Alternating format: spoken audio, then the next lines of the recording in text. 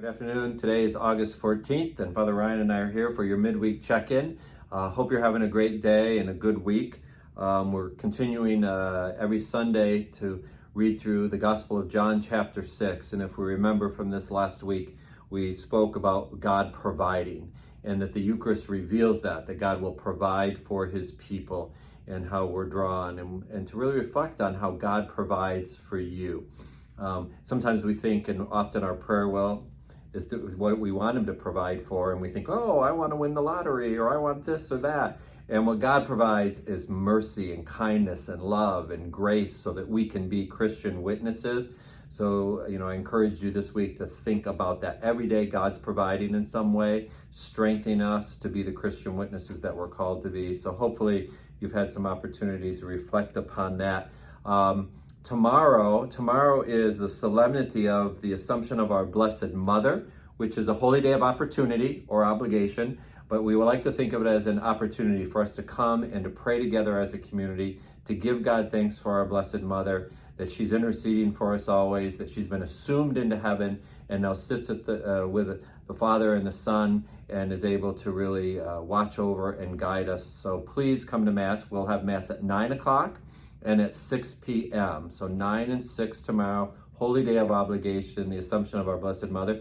Father Ryan wants to talk about something about tomorrow in particular that our Sanctity of Life group is doing. Yes, thank you, Father. I mentioned briefly at just one of the Masses this past weekend about how the core team, including myself, of the Sanctity of Life, we're going to be starting a 40-day devotion that was begun by St. Francis of Assisi called the St. Michael's Lent. And I have the St. Michael chaplet right here with me.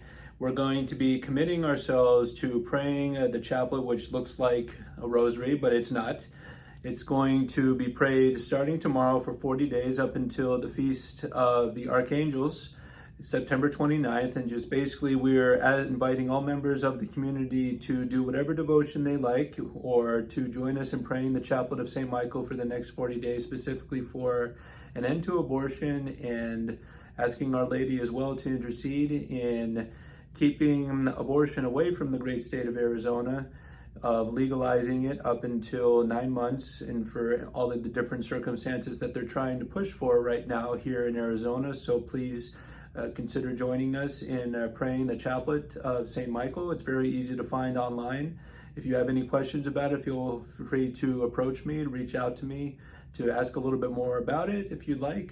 If you'd like to know a little bit more history, more than happy to provide that as well. So thank you for considering joining us in calling upon St. Michael, calling upon Our Lady for an end to abortion.